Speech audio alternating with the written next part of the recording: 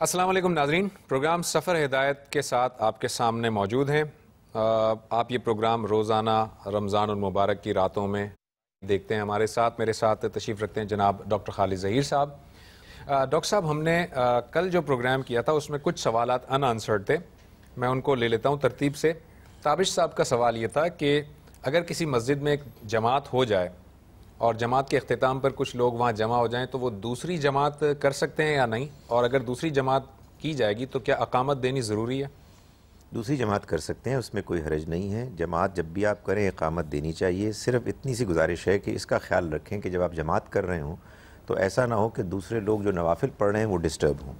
تو اس خیال کے رکھنے کے ساتھ اگر آپ جماعت کراتے ہیں تو اس میں کوئی حرج نہیں ہے۔ اچھا ڈاکٹر صاحب، یہ تو آپ نے ایک قانونی طور پر ایک بات بتا دی، لیکن بعض مساجد میں نے دیکھا ہے کہ وہاں پر انتظامیہ، جو مسجد کی انتظامیہ ہوتی ہے، اس کی جانب سے نوٹ لکھا ہوتا ہے کہ جناب دوسری جماعت کی اجازت نہیں ہے، پھر نہیں کرنی چاہیے۔ تو پھر ایڈمنسٹریٹو اگر وہ ہے تو پھر نہیں کرنی چاہیے، پھر ہرگز نہیں کرنی۔ دیکھیں یہ وہ بات ہے، یہ وہ چیز ہے کہ جو نفلی چیز ہے، ایک اضافی نیکی ہے کہ آپ نے جماعت تو اٹینڈ نہیں کی، اصل جو مسجد میں جو اس کا اہتمام تھا، اور آپ بعد میں آئے ہیں، کچھ لوگ ہیں آپ جماعت کرنا چاہتے ہیں۔ مسجد کی انتظامیہ نے اگر فیصلہ کر لیا ہے تو ہم مسلمانوں کو ایڈمنسٹریٹو فیصلوں کی پابندی کرنی چاہیے۔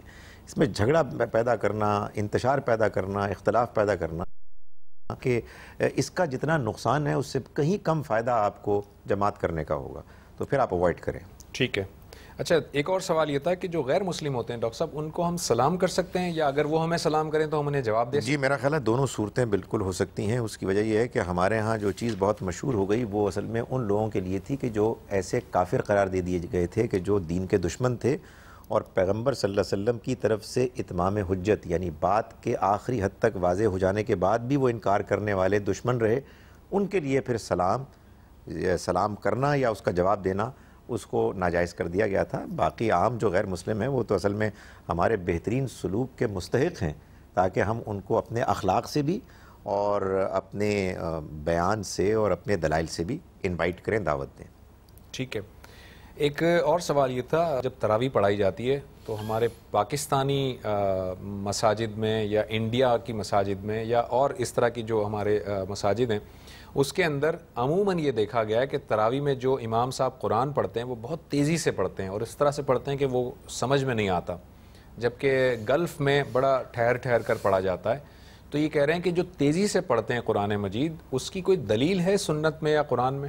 کوئی دلیل نہیں ہے، انتہائی افسوسناک بات ہے۔ اصل میں ہمارے سب کانٹیننٹ میں ہوا یہ کہ لوگوں نے یہ اپنی طرف سے بات طے کر لی کہ رمضان میں قرآن مجید کو ختم کرنا ایک ضروری چیز ہے، اور دوسرا معاملہ انفارچونیٹلی یہ ہوا کہ ہمارے ہاں چونکہ عربی زبان کو ہم لوگ جانتے نہیں ہیں تو قرآن مجید کو سمجھے بغیر پڑھنا بھی ایک بڑا کار ثواب سمجھا گیا۔ دونوں چیزوں کو آپ شامل کر لیں تو ظاہر ہے کہ اس کا نیچرل نتیجہ یہ نکلے گا کہ جلد سے جلد آپ قرآن مجید کو ختم کریں، چاہے سمجھ میں آئے چاہے نہ آئے۔ قرآن کو پڑھنے کا واحد صحیح طریقہ یہ ہے کہ آپ اس کو ٹھہر کے پڑھیں، اس کا مضمون سمجھیں، اس پر غور کریں، یہی قرآن کہتا ہے، ایسے ہی نبی صلی اللہ علیہ وسلم نے کیا۔ آپ یہ دیکھیں کہ ایک بڑی عجیب بات یہ ہے کہ قرآن میں کئی سجدے ہیں جو منقول ہیں، جس میں نشاندہی کی گئی ہے کہ اس موقع پر آپ جب قرآن پڑھ رہے ہو تو سجدہ کریں۔ وجہ کیا ہے؟ وجہ یہ ہے کہ وہاں مضمون ایسا آیا ہے کہ آپ کو بے اختیار پڑھتے پڑھتے اللہ کے آگے جھک جانا چاہیے۔ بالکل۔ تو یہ تو ہوگا ہی اسی صورت میں کہ جب آپ سمجھ رہے ہوں گے اور آپ آرام سے ٹھہر کے پڑھ رہے ہوں گے۔ اچھا ڈاکٹر صاحب، ایک کویسچن ایسا ہے، وہ کہتے ہیں کہ ہم رہتے تو دبئی میں ہیں اور لیکن ہم نے پلاٹ یہاں لیا ہوا ہے پاکستان میں اس مقصد سے کہ جب ہم پاکستان آئیں گے تو ہم یہاں گھر بنائیں گے اور رہیں گے، تو ایسے پلاٹ پر کیا زکوٰۃ ہوگی یا نہیں؟ اور دوسری جو وہ یہ کہہ رہی ہیں کہ ہم یہاں پاکستان میں کرائے کے مکان میں رہتے ہیں اور ہم نے پلاٹ لیا ہے اس مقصد سے کہ ہم اس میں کنسٹرکشن کر کے اس میں شفٹ ہو جائیں گے، تو کیا اس پلاٹ پہ زکوٰۃ دینی ہوگی؟ یہ دونوں سوال میں نے ایک ساتھ۔ اگر پہلے سائل کی تفصیل بھی یہ ہے کہ وہ بھی وہاں دبئی میں کرائے کے مکان میں رہ رہے ہیں، تو بظاہر ایسا ہی لگتا ہے کہ جب آپ کرائے کے مکان پر رہ رہے ہیں اور آپ کا اپنا مکان الگ سے بننا ہے اور آپ نے اس غرض کے لیے زمین لے لی ہے تو اس زمین پر زکوٰۃ دینی ضروری نہیں ہونی چاہیے۔ ڈاکٹر صاحب، یہ تنویر صاحب تھے، وہ کہہ رہے ہیں کہ میں نے 1990 میں شادی کی تھی اور میری جو ہے 4 بیٹیاں ہیں، اور بعد میں کیا ہوا کہ میں نے میری وائف سے جھگڑا ہوا اور وہ چلی گئیں، طلاق انہوں نے نہیں دی مگر وہ ویسے ہی چلی گئیں۔ اس کے بعد انہوں نے کافی عرصے بعد دوسری شادی کی، ان سے 2 بیٹیاں ہیں۔ اب وہ اس معاملے کو سلجھانا چاہ رہے ہیں تو وہ آپ سے مشورہ مانگ رہے ہیں کہ وہ کیا کریں؟ دیکھیے بات یہ ہے کہ ظاہر ہے کہ جب آپ نے پہلی بیوی کو طلاق نہیں دی تو وہ بھی آپ کی بیوی ہیں، آپ کے ہاں دوسری شادی ہو گئی تو اللہ کا حکم آپ کے لیے یہ ہے کہ آپ دونوں کے ساتھ انصاف کریں، ہو سکے تو آپ دونوں کو اپنے پاس ہی رکھیں، یہی سب سے بہتر چیز ہے۔ ظاہر ہے ایسے موقع پر عام طور پر یہ آسان نہیں ہوتا، تو جو آپ کے حالات میں سب سے بہترین طریقہ ہو سکتا ہے ان دونوں کے ساتھ یکساں سلوک کرنے کا، وہ آپ کو کرنا ہے۔ بہرحال آپ کے لیے ابھی ایک آزمائش ہے، اللہ سے خوب دعا بھی کریں اور یہ جان لیں کہ جتنی امکانی حد تک آپ اس معاملے میں انصاف کر سکتے ہیں اتنا آپ کی ذمہ داری ہے۔ باقی وہ چیز کہ جو اونچ نیچ ہو جاتی ہے انسان سے، اس کے تمام تر کوشش اور اختیار کے باوجود امید ہے کہ اللہ تعالیٰ اس پہ معاف کرے گا۔ اچھا ڈاکٹر صاحب، یہ ان کی اگر پہلی بیوی جو ہے وہ ان کے بلانے کے باوجود آنے کو آمادہ نہیں ہے، تب بھی ان پر یہ لازم ہے کہ ان کا نان نفقہ جاری ظاہر ہے رکھیں؟ وہ ان کی بیوی ہیں، انہوں نے ان کو طلاق نہیں دی ہے اور ابھی بھی ان کا رشتہ ازدواجی اسی طرح سے موجود ہے، تو انہیں اپنی ذمہ داری پوری کرنی ہے۔ اور 4 بیٹیاں ہیں، 4 ظاہر ہے بیٹے وہ انہی کی بیٹیاں ہیں، تو ان کو ان کی ذمہ داری پوری کرنی ہے۔ آپ نے کہا تھا کہ گھر جو ہے جو ذاتی استعمال کے لیے اس پہ زکوٰۃ نہیں ہے، لیکن ہم دیکھتے ہیں کہ کروڑوں اربوں روپے کے لوگ گھر بناتے ہیں، 2-3 افراد ہوتے ہیں اور بہت بڑی بڑی کوٹھیوں میں رہتے ہیں، تو اس پر زکوٰۃ نہ ہونا کچھ سمجھ میں نہیں آتی بات۔ دیکھیں بات یہ ہے کہ کسی برائی کو دور کرنے کا طریقہ یہ نہیں ہے کہ آپ ہر چیز پر زکوٰۃ لگا دیں۔ ظاہر ہے زکوٰۃ کا ایک قانون ہے، اس قانون کے مطابق آپ لوگوں سے زکوٰۃ وصول کریں گے، قانون کی اپنی کچھ لمیٹیشنز ہوتی ہیں، تو اس طرح کی خرابی کو دور کرنے کے لیے مسلمانوں کی حکومت کو کچھ اور چیزیں لیجسلیٹ کرنی چاہیے، قوانین بنانے چاہیے، جو لوگ بے جا خرچ کرتے ہیں ان کو ڈسکریج کرنا چاہیے، عام اخلاقی جو ہمارے ہاں تعلیمات ہیں اس کا سہارا لے کے حوالہ دے کے ایسے لوگوں کو کہنا چاہیے کہ آپ کو اللہ کے ہاں جواب دینا ہوگا، یعنی جو اللہ تعالیٰ نے آپ کو مال دیا ہے وہ اپنے اوپر ضرور خرچ کریں، لیکن دوسروں پر بھی خرچ کریں اور ایک توازن کی زندگی گزاریں۔ لیکن ظاہر ہے کہ آپ زکوٰۃ کے قانون میں اگر اس کو کسی طرح سے تصحیح کرنے کی، اصلاح کرنے کی کوشش کریں گے تو قانون بگڑ جائے گا۔ ٹھیک ہے، تو اس وجہ سے زکوٰۃ سے تو اس کو ٹھیک نہیں کرنا چاہیے، ادروائز اس کی اصلاح کرنی چاہیے۔ رائٹ۔ مختصر سے بریک سے واپس آئیں گے، پھر جوابات ٹیک اپ کرتے ہیں بریک کے بعد۔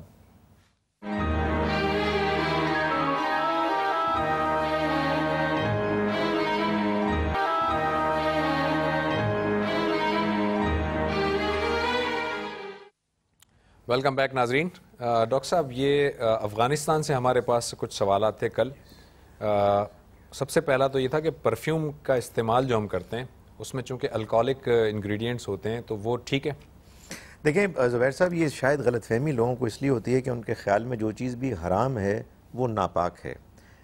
بعض چیزیں ناپاک ہوتی ہیں اس لیے کہ وہ اصلاً گندی ہوتی ہیں، ان میں ناپاکی ہوتی ہے، گندگی ہوتی ہے، وہ بدبودار ہوتی ہیں، وہ کپڑے پہ لگ جائے یا کسی اور جگہ لگ جائے تو وہ چیز ناپاک ہو جاتی ہے۔ بعض چیزیں حرام ہوتی ہیں کسی اور وجہ سے۔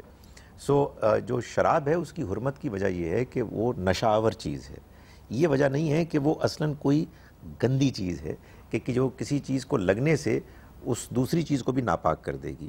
جیسے میں مثال کے طور پر گزارش کروں کہ ظاہر ہے کہ انسانی گوشت جو ہے وہ حرام ہے نا، اس کو کھایا نہیں جا سکتا، لیکن ہم آپس میں ایک دوسرے سے ملتے ہیں، ہاتھ ملاتے ہیں اور ہم گندے نہیں ہوتے۔ تو اصل میں گندگی کا جو کانسیپٹ ہے وہ ڈیپینڈ کرتا ہے کہ آپ کس چیز سے اس کو متعلق کر رہے ہیں، وہ کھانے میں گندی ہے، وہ پینے میں گندی ہے، یا وہ اپنے وجود میں گندی ہے۔ اس وجہ سے میں یہ سمجھتا ہوں کہ اگر آپ پرفیوم میں الکوہولک مٹیریل ہے تو اس سے کوئی چیز ناپاک نہیں ہوتی ہے۔ ڈاکٹر صاحب، یہ دوسرا سوال ان کا یہ تھا کہ شخص بھول کر سور کا گوشت کھا لے، پورک کھا لے تو کیا ہو سکتا ہے؟ ظاہر ہے کہ غلطی ہے اور ایسی غلطی ہے کہ جس میں ایک ناجائز کام ہو گیا، اللہ سے توبہ کریں، معافی مانگیں، امید ہے اللہ تعالیٰ معاف کر دے گا، اور ظاہر ہے کہ آئندہ اس بات کی احتیاط کریں کہ ایسی غلطی نہ ہو۔ اچھا یہ بتائیے ڈاکٹر صاحب کہ لوگ ہوتے ہیں جن کا متعدد بار وہ اسلام میں داخل ہوتے ہیں، پھر اسلام سے پھر جاتے ہیں، اسلام میں آئے پھر وہ واپس پلٹ گئے، پھر آئے پھر واپس پلٹ گئے، ایسے لوگوں کے ساتھ کیا رویہ ہونا؟ دیکھیے ہمارے ہاں ایک مشہور انڈرسٹینڈنگ یہ ہے کہ جو شخص اسلام میں آنے کے بعد یا مسلمان پیدا ہونے کے بعد غیر مسلم بن جائے اس کی سزا قتل ہے۔ میں سمجھتا ہوں دیانتداری سے کہ قرآن اور حدیث کی روشنی میں ان لوگوں کی سزا قتل ہے کہ جو نبی صلی اللہ علیہ وسلم کے زمانے میں ایمان لائے اور پھر انہوں نے اسلام کو چھوڑا، اس لیے کہ اللہ کے تمام رسولوں کی طرح آپ بھی اللہ کے رسول تھے، اور اللہ کے رسول کے آ جانے کے بعد جب بات بالکل واضح ہو جاتی ہے تو قوم کے پاس کوئی اور چارہ نہیں ہوتا، چوائس نہیں ہوتی سوائے اس کے کہ وہ اسلام لے آئیں۔ نہیں لائیں گے تو ایک مدت کے بعد ان کو قتل کر دیا جائے گا۔ چنانچہ یہ قانون ان سے متعلق ہے۔ جب کسی شخص کے غیر مسلم ہونے کی سزا اب رسول اللہ صلی اللہ علیہ وسلم کے بعد قتل نہیں ہے، تو ظاہر ہے کہ جو آدمی بھی اسلام کے دائرے سے نکلے گا ہم اس کو دعوت دیں گے، ہم اس کو سمجھائیں گے کہ تم نے غلطی کی ہے، وہ واپس آئے گا تو ہم اس کو ویلکم کریں گے، دوبارہ جائے گا تو پھر اس کو کہیں گے کہ بے وقوفی نہ کرو، اور اس کو دین کی دعوت دیں گے۔ ہم اس کے لیے ایک ایسا ماحول فراہم کریں گے جس سے کہ وہ ہماری بات سننے اور ہمارے اسلام میں دوبارہ داخل ہونے میں کمفرٹیبل محسوس کرے۔ کوئی شخص جو ہے وہ اپنی بیوی کو غصے میں 2 یا 3 بار طلاق دے دے، مگر غیر ارادی طلاق دے دے، غصے میں آ کر طلاق دے دے، تو کیا طلاق واقع ہو جائے گی یا کوئی گواہ ہونا چاہیے یا گواہ کی ضرورت نہیں ہے؟ دیکھیں بات یہ ہے کہ ایک طلاق کا ایک تو وہ معاملہ ہے کہ جو کسی ایسی جگہ پر ہوگا کہ جہاں کوئی اس کا الگ سے قانون رائج نہیں ہے۔ ہمارے ملک میں تو اب باقاعدہ آپ کو اس کو وکیل کے تھرو یا کسی ناظم کے تھرو بھجوانی پڑتی ہے، لیکن اگر عام طلاق کی آپ بات کر رہے ہیں اور کسی شخص نے اپنی بیوی کو دے دی ہے غصے میں، تو یہ ایک طلاق مانی جائے گی، یعنی اس نے اپنے طلاق دینے کا جو حق اختیار تھا اس کو استعمال کیا، اور ظاہر ہے کہ اس کے استعمال کرنے کے بعد یہ نہیں ہوتا جو عام طور پر لوگوں کے خیال میں ہے کہ اب طلاق ہو گئی اور بیوی جدا ہو گئی۔ نہیں، ایک طلاق دینے کے بعد بیوی اپنے گھر میں رہتی ہے، آپ کے گھر میں، اور پھر آپ کے پاس ایک 3 مہینے تک کا عرصہ ہوتا ہے جس میں آپ طے کریں کہ آپ اس سے رجوع کر رہے ہیں، دوبارہ تعلق قائم کر رہے ہیں، یا اس کو چھوڑیں گے۔ اگر آپ چھوڑیں گے تو اس عدت کی مدت کے ختم ہونے کے بعد اس کو چھوڑیں گے، لیکن اگر آپ رجوع کرنے کا فیصلہ کرتے ہیں تو آپ رجوع کر کے دوبارہ بحیثیت شوہر بیوی کے رہ سکتے ہیں۔ ڈاکٹر صاحب ایک اور سوال تھا کہ مارٹگیج پر لون لے سکتے ہیں؟ دیکھیے بات یہ ہے کہ مارٹگیج کی کئی قسمیں ہیں، ان میں سے بہت سی قسمیں ایسی ہیں کہ جن کا اگر تفصیل سے جائزہ لیا جائے تو وہ اسلام میں جو چیز جس کی اجازت ہے اس کے مطابق وہ ایکسیپٹیبل ہو سکتا ہے، مگر بعض قسمیں ایسی ہیں کہ جس میں آپ محض لون لیتے ہیں اور لون کے بدلے میں آپ انٹرسٹ سود دیتے ہیں۔ تو انٹرسٹ اور سود کے بارے میں جو بات سمجھ میں آتی ہے وہ یہ ہے کہ اس کا لینا تو ہر حال میں ناجائز ہے، لیکن اگر آپ اپنی کسی ضرورت کی وجہ سے لون لے رہے ہیں اور اس میں سود دے رہے ہیں تو یہ مجبوری کی حالت میں امید ہے کہ اللہ تعالیٰ کے ہاں ایک ایسا عمل ہوگا کہ جو کنڈیمنیبل نہیں ہوگا۔ اس کی وجہ یہ ہے کہ سود دینا اصل میں ایک مجبوری ہے، سود لینا اس مجبوری سے غلط اور بیجا فائدہ اٹھانا ہے۔ تاہم یہ دیکھ لیں کہ آپ کی مارٹگیج کی ارینجمنٹ بعض اوقات ہو سکتی ہے کہ وہ کرائے کی نوعیت کی ہو، وہ تفصیلات دیکھ کے میں اس کے بارے میں کچھ بتا سکوں گا۔ روزے کے دوران ہم ٹوتھ برش کا استعمال کر سکتے ہیں، ٹوتھ پیسٹ کا؟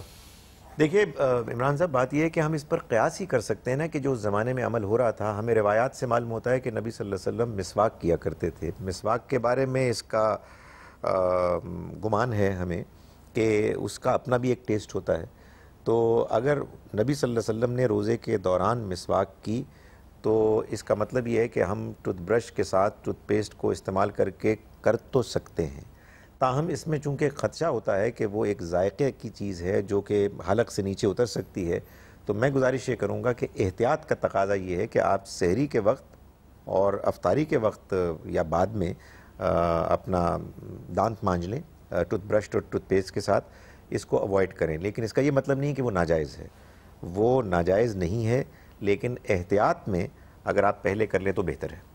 اور روزوں کے دوران اگر مسواک ہی کریں تو زیادہ مناسب ہے؟ یہ اگر آپ اس پر مطمئن ہیں تو ایسے کر لیجیے۔ ڈاکٹر صاحب یہ جو شاہد بشیر صاحب تھے، ان کے سوالات تین سوالات انہوں نے پوچھے۔ ایک تو یہ کہ آپ جو کہتے ہیں کہ جو آپ زکوٰۃ ہم کیلکولیٹ کرتے ہیں اس میں سے ٹیکس کو آپ کہتے ہیں منہا کر دیں، آپ کی رائے یہ ہے، وہ کہتے ہیں کہ گورنمنٹ جو ہے وہ قرآن مجید میں مصارف بالکل ڈکلیئرڈ ہیں، اب گورنمنٹ جو آپ سے ٹیکس لیتی ہے وہ ان مصارف میں استعمال کرتی ہے نہیں کرتی ہے تو آپ کو نہیں معلوم، تو آپ نے ٹیکس کیسے منہا کر دیا اس میں سے؟ دیکھیے بات یہ ہے کہ آپ کو مختلف فیکٹرز کو سامنے رکھنا پڑتا ہے۔ زکوٰۃ اصلاً حکومت کو وصول کرنی ہے، حکومت وصول کرے گی تو اپنا حق مانگے گی آپ سے، اس کے بعد وہ غلط اس کو خرچ کرتی ہے تو ہم ان کو تنبیہ کریں گے، لیکن بہرحال یہ انہی کا رائٹ ہے۔ تو حکومت اصل میں لے رہی ہے پہلے سے اماؤنٹ، اس کا نام اس نے ٹیکس رکھا ہوا ہے، مسلمانوں کو بہرحال اپنی حکومت کو ایک ہی پیمنٹ دینی ہے جو زکوٰۃ ہے، تو وہ جب ٹیکس لے رہی ہے تو مسلمانوں کے لیے آسانی جو اللہ تعالیٰ چاہتا ہے کہ دین میں ہو، اس کے پوائنٹ آف ویو سے اور اس تمام قانون کو سامنے رکھ کر یہی معلوم ہوتا ہے کہ جو کچھ بھی حکومت نے وصول کیا وہ زکوٰۃ کے ضمن میں ہی ہونا چاہیے۔ آپ اس پر مزید اضافی دینا چاہتے ہیں، آپ مطمئن نہیں ہیں، آپ مزید اضافی دیجئے، لیکن عام آدمی کے اوپر جو برڈن ہے، اور جب ہم آج کل ڈسکشن میں ہی دیکھ رہے ہیں کہ زکوٰۃ کوئی چھوٹی موٹی رقم نہیں ہے، بہت بڑی بھاری رقم ہو جاتی ہے۔ اس میں وہ رقم کے جو حکومت لے لیتی ہے اس کو منہا کرنا ہی دین کے منشے کے مطابق ہے، اور ظاہر ہے کہ حکومت کو ہم یہی ایڈوائز کریں گے کہ وہ بے جا خرچ نہ کرے۔ حکومت کے اخراجات میں سے بعض اخراجات تو ابھی بھی وہ ہوتے ہیں کہ جو مثال کے طور پر دفاع پر خرچ ہوتے ہیں، مثال کے طور پر غریبوں کی بہبود پر خرچ ہوتے ہیں، تعلیم کے شعبے میں خرچ ہوتے ہیں، تو وہ تو جینوئنلی زکوٰۃ ہی کے اخراجات اور ان ایونیوز میں سے ہے کہ جن کی اللہ تعالیٰ نے تلقین کی ہے۔ جہاں وہ بیجا خرچ کر رہے ہیں اس میں ان کی اصلاح ہونی چاہیے۔ ٹھیک ناظرین، ہماری گفتگو ہے جاری، لیکن ایک وقت ہوا ہے ابھی بریک کا، بریک سے واپس آ کے اپنی گفتگو کنٹینیو کریں گے۔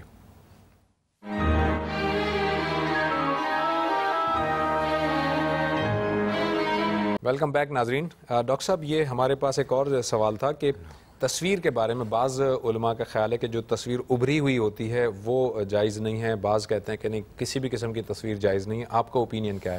میں دیانتداری سے یہ سمجھتا ہوں کہ اس کا تعلق ابھرے ہونے یا ابھرے نہ ہونے سے نہیں ہے۔ یہ اصل میں وہ تصاویر تھیں کہ جو نبی صلی اللہ علیہ وسلم کے زمانے میں لوگ اس لیے بناتے تھے کہ وہ ان کے ذریعے سے غیر اللہ کو پکاریں، اور اللہ تعالیٰ نے شرک اور اس کے تمام آثار کو کنڈیم کیا، اور اس لحاظ سے ان تصاویر کو بھی کنڈیم کیا گیا۔ چنانچہ جب حدیث میں یہ آتا ہے کہ حضور نے فرمایا کہ قیامت کے روز اللہ تعالیٰ یہ فرمائے گا کہ تم ان میں جان ڈالو، تو وہ جان نہیں ڈال سکیں گے۔ یہ اصل میں وہی بات ہے کہ جو سورہ قصص میں اللہ تعالیٰ بتاتے ہیں کہ اللہ تعالیٰ قیامت کے روز لوگوں سے کہیں گے کہ تم اپنے جھوٹے خداؤں کو پکارتے تھے اور تمہیں امید تھی کہ وہ تمہیں قیامت کے روز ہماری پکڑ سے بچا لیں گے، تو پکارو ان کو۔ وہ پکاریں گے اور ان کو ان کی پکار کا جواب نہیں ملے گا۔ تو اصل میں یہ وہ تصویریں ہیں، ورنہ سچی بات یہ ہے کہ یہ پہاڑ، یہ زمین، یہ آسمان، یہ بھی ہم نے نہیں بنائے، یہ بھی اللہ ہی نے بنائے ہیں، یہ درخت بھی اسی نے بنائے ہیں، تو ہم تو اس کی بھی نقالی نہیں کر سکتے۔ تو اصل میں یہ غلط فہمی پیدا ہو گئی کہ کسی جاندار کی تصویر محض جاندار کی تصویر ہونے کی وجہ سے ناجائز ہے۔ نہیں، وہ اس لیے ناجائز تھی کہ اس زمانے میں جو تصاویر بنتی تھیں وہ اصل میں غیر اللہ کو پکارنے کی غرض سے بنتی تھیں، تو اس کے ابھرے ہونے یا غیر ابھرے ہونے سے کوئی تعلق نہیں۔ اچھا ڈاکٹر صاحب، یہ تصویر کا تو، لیکن ہم دیکھتے ہیں کہ بعض اوقات جو مجسمے ہوتے ہیں، مورتیاں ہوتی ہیں، چھوٹی چھوٹی اسٹیچوز ہوتے ہیں، شو پیس کے طور پہ استعمال کرتے ہیں، وہ تصویریں نہیں ہوتی ہیں، وہ مجسمے ہوتے ہیں، وہ بھی اسی۔ میں یہ گزارش کر رہا ہوں کہ اصل میں اس کا تعلق اس چیز سے ہے ہی نہیں کہ وہ مجسمہ ہو یا تصویر ہو، اس کا تعلق اس سے ہے کہ آپ نے کوئی مجسمہ نہیں بنایا، آپ کا یہ کپ ہے اور اس کے بارے میں تصور ہے کہ اس کے اندر کچھ تقدس ہے، اس کے ذریعے سے آپ غیر اللہ کو پکار سکتے ہیں، تو یہ کپ ناجائز ہو جائے گا۔ اس کا تعلق اصل میں اس چیز سے۔ ٹھیک۔ اچھا، یہ فرما رہے ہیں کہ کویشچن کہ ولیمے کی رسم تو جو ہے وہ سنت سے ہمیں ثابت ہوتی ہے، جو دوسری رسمیں شادی بیاہ میں مہندی اور دیگر اس طرح کی چیزیں، یہ کہاں تک درست ہے، کہاں تک جائز ہے؟ دیکھیں، بات یہ ہے کہ اس کو آپ یہ تو نہیں کہہ سکتے کہ یہ بدعت ہے، اس لیے کہ بدعت کا تعلق تو اصل میں دینی معاملات سے ہوتا ہے کہ آپ نے کسی نئی دینی رسم کو وجود بخشا، اس کو آپ نے کریٹ کیا۔ لیکن اس میں کوئی شک نہیں ہے کہ ہمارے ہاں شادی بیاہ کی رسموں میں بے جا خرچ ہوتا ہے۔ انہوں نے صحیح پوائنٹ آؤٹ کیا کہ اس میں بے حیائی، بےہودگی ہوتی ہے۔ خواتین جس طرح کا لباس پہنتی ہیں اور زینت سے آراستہ ہوتی ہیں، تو سورہ نور میں جو احکامات ہیں کہ ان کو زینت کو چھپانا چاہیے، وہ مجروح ہو رہا ہوتا ہے۔ اس لیے میرا خیال ہے کہ مسلمانوں کی اس بارے میں تربیت کرنی چاہیے، ان کو احساس دلانا چاہیے کہ انہیں جو کچھ بھی کرنا ہے وہ بہرحال اللہ تعالیٰ کی بتائی ہوئی حدود کے اندر رہ کے کرنا ہے، بے جا خرچ نہیں کرنا، بے حیائی بےہودگی سے کو اپنی مجالس میں نہیں آنے دینا، اور اس طرح کے موقعوں پر اپنے آپ کو کنٹرول میں رکھنا چاہیے۔ مجھے معلوم ہوتا ہے کہ لوگوں کے کچھ ارمان ہوتے ہیں کہ ہمیں سب کچھ ان موقعوں پہ کر دکھانا ہے۔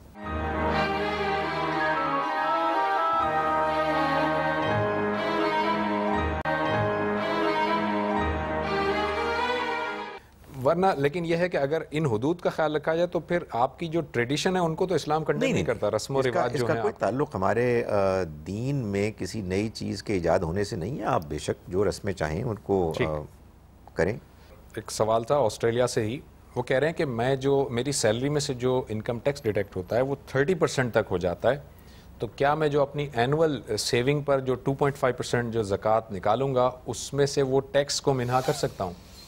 دیکھیے، یہ ایک پیچیدہ مسئلہ ہے۔ یہ میں برطانیہ سے بھی لوگوں سے بات ہوتی ہے تو وہ بھی اس میں بہت بحث کرتے ہیں۔ مسلمانوں کی حکومت کو تو یہ ظاہر اختیار حاصل ہے کہ وہ مسلمانوں سے زکوٰۃ لے. غیر مسلم حکومتیں جہاں کہ میجورٹی غیر مسلموں کی ہے، وہ بھی جو ٹیکس لیتی ہے کیا وہ زکوٰۃ کے زمرے میں آتی ہے؟ طبیعت نہیں مانتی. یہ بات ایسی ہے کہ جس میں میں سمجھتا ہوں کہ ایک مشکل ہے ان لوگوں کے لیے کہ جو ظاہر ہے کہ ٹیکس کے علاوہ ایڈیشنل زکوٰۃ دیں گے. آپ کو خود غور کرنا چاہیے.